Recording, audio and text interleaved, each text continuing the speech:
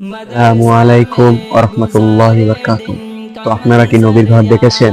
যদি নবীর ঘর না দেখে থাকেন তাহলে আমি আপনাদেরকে দেখাচ্ছি, আপনারা আমার পুরো ভিডিওটার সঙ্গে থাকুন। এই যে আমাদের মাদ্রাসা, এগুলো বিল্ডিং, এখানে আমরা থাকি, পড়াশোনা করি। তো আপনারা আমাদের জন্য দোয়া করবেন। নহমির মাদ্রাসার ক্লাস নহমির, তো এখন মাদ্রাসা ক্লাস ছুটি চলতেছে, তো মাদ্রাসা বদ্ধ। এই যে আমাদের হাজসিদম ক্লাস, এখন মাদ্রাসা বদ্ধ, তো তাই এরকম কালকে মাদ্রাসা খুলবে। যে হিপসখানা, যেখানে কোরআনে হাফেজেরা পড়াশোনা করে। তো আপনারা আমাদের জন্য দোয়া করবেন যেন আমরাও পড়াশোনা করতে পারি। এটা হচ্ছে আমাদের, মানে যেখানে বাচ্চারা থাকে, ছোট ছোট বাচ্চারা এখানে থাকে। তো বদ্ধ দেখতেছেন, কালকে খুলবে। তো আপনারা দোয়া করবেন সবাই যেন কোরআনে হাফেজ আলমেদিন বানতে পারে। এটা হচ্ছে আমাদের মসজিদ, এখানে আমরা নামাজ পড়ি।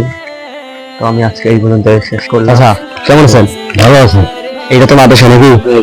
তো মাদ্রাসাটায় কেমন পড়াশোনা হয়, কেমন কি রকম? ভালো পড়াশোনা হয়। আমি তো বাসায় আছি ঠিক না? আশেপাশে থাকেন, কেমন? ভালো তো।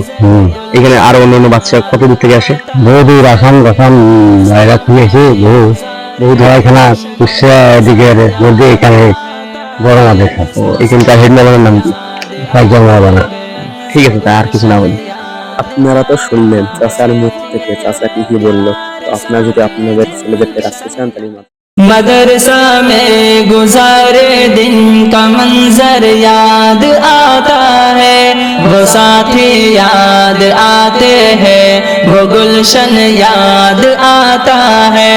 मदरसा में गुजारे दिन का मंजर याद